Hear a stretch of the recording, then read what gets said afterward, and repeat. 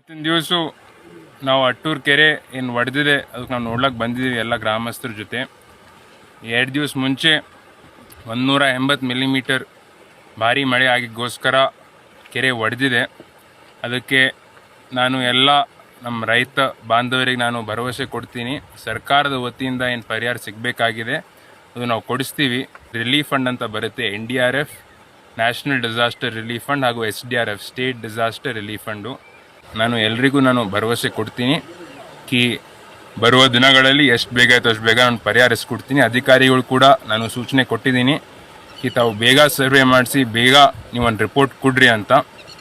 ಅದಕ್ಕೆ ಇದ್ರ ಜೊತೆ ಈ ಸಂದರ್ಭದಲ್ಲಿ ಏನು ಹೇಳಬೇಕಂತ ಅಂತಂದರೆ, ಯಾರೇ ರೈತರಿಗೆ ಅನಿಸ್ತು ನಮ್ಗೆ ಅನ್ಯಾಯ ಆಗ್ತಾಯಿದೆ, ಸರ್ವೆಯಲ್ಲಿ ನಮ್ಮದು ಹೊಲ ಬಂದಿಲ್ಲ ಅಥವಾ ಯಾವುದೇ ಒಂದು ಸಮಸ್ಯೆಗಾಗಿ ನಮಗೆ ಪರಿಹಾರ ಸಿಕ್ಕಿಲ್ಲ ಅಂತಂದರೆ ತಾವು ಯಾವಾಗಲೂ ಬಂದು ನಮಗೆ ಭೇಟಿ ಮಾಡ್ಬೋದು, ಫೋನ್ ಮುಖಾಂತರ ಕರೆ ಮಾಡ್ಬೋದು. ನಮ್ಮೆಲ್ಲ ಮುಖಂಡರು ನಮ್ಮೆಲ್ಲ ಕಾರ್ಯಕರ್ತರು ಕೂಡ ಇಲ್ಲೇ ಇದ್ದಾರೆ, ತಾವು ಬಂದು ಭೇಟಿ ಮಾಡ್ಬೋದು. 100ಕ್ಕೂ ನಮ್ಮ ಜೊತೆ ಇರ್ತೀವಿ. ನಿಮ್ಗೆ ಅನ್ಯಾಯ ಆಗ್ಲಿಕ್ಕೆ ನಾವು ಬಿಡಲ್ಲ, ನಿಮ್ಗೆ ಪರಿಹಾರಿಸ್ಕೊಡೋ ಕೆಲಸ ನಾವು ಮಾಡ್ತೀವಿ ಅಂತ ನಾನು ಹೇಳ್ತೀನಿ.